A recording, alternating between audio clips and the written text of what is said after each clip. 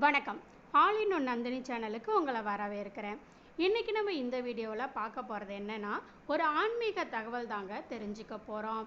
அதாவது இந்த திசை நோக்கி பல் துலக்கினீங்கன்னா நோயே வராதாங்க. அது என்ன அப்படிங்கிறத நம்ம இப்போ தெரிஞ்சுக்கலாங்க. நம்ம வடகிழக்கு திசை நோக்கி நின்று பல் விளக்கணும் அப்படின்னு கூறுவாங்க. அந்த மாதிரி சொல்கிற வழக்கமும் இருக்குங்க.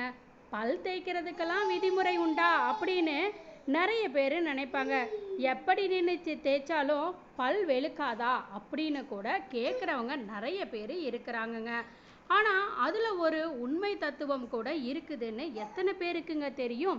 இதுக்கு பின்னால் எதுவுமே இல்லாமையா நம்ம முன்னோர்கள் இப்படி விதிகளை அமைச்சிருப்பாங்க? யோசிச்சு பாருங்க.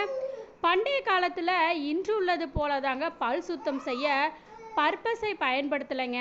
மாவிலை, வேப்பிலை, உமிக்கறி, ஆயுர்வேத பருப்பொடி இதெல்லாம் தான் பயன்படுத்தினாங்க. பல் துளைக்கு ஆரோக்கியமாகவும் இருந்தாங்க.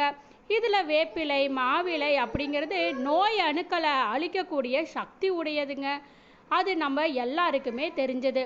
அதுபோல தான் உமிக்கறியும் சுத்தம் செய்யும் சக்தி வாய்ந்தது தாங்க.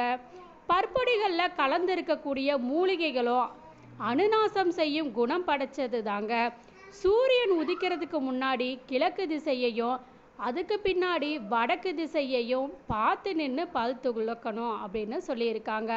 அது மட்டும் இல்லாமல் எதுலையுமே இறைவனை தரிசிக்கிறது அப்படிங்கிறது எதுக்குமே இறைவனை தியானிப்பதை கடைபிடித்திருந்தாங்க. தலைமுறை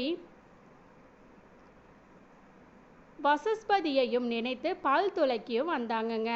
பல் துலக்கிறதுல கூட விதிமுறைகளை கடைப்பிடிச்சிருந்தாங்க.